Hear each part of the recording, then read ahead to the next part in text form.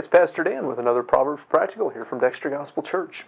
And today's verse continues the theme of observations about lazy people. Proverbs 26:15 says, "The slothful hides his hand in his bosom. It grieves him to bring it again to his mouth."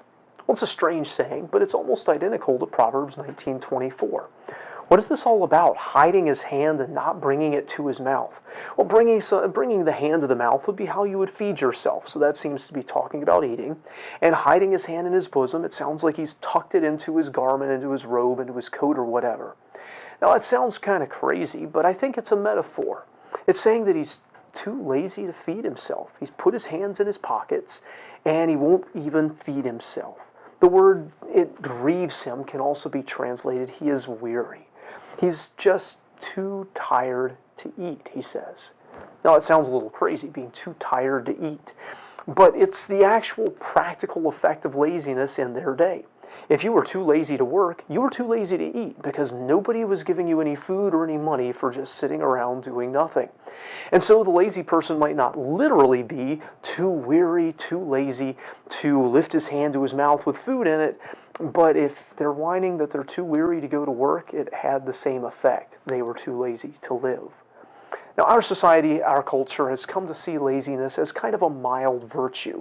The American dream has morphed into wanting to do the least work for the most pay and then retire early so that you don't have to do any work at all.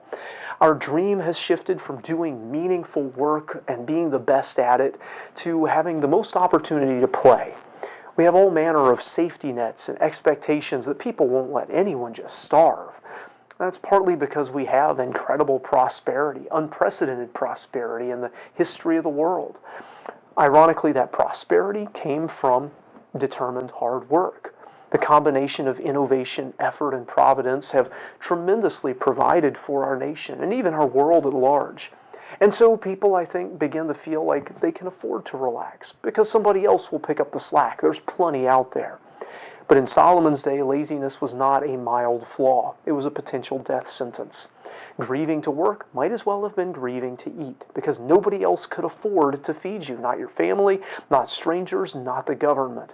They might have compassion on you if you were poor and working your tail off with every opportunity you had, but if you were too lazy to work, then, well, as Paul said to the church members in Thessalonica in the New Testament, if any would not work, neither should he eat.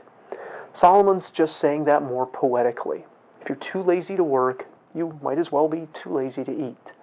But of course, every sluggard, every lazy person has an excuse for why they can't work or shouldn't work or whatever someone suggests. And so we find now that laziness begins to cross over into the worst of foolishness. But that's a subject for the next verse in our next video.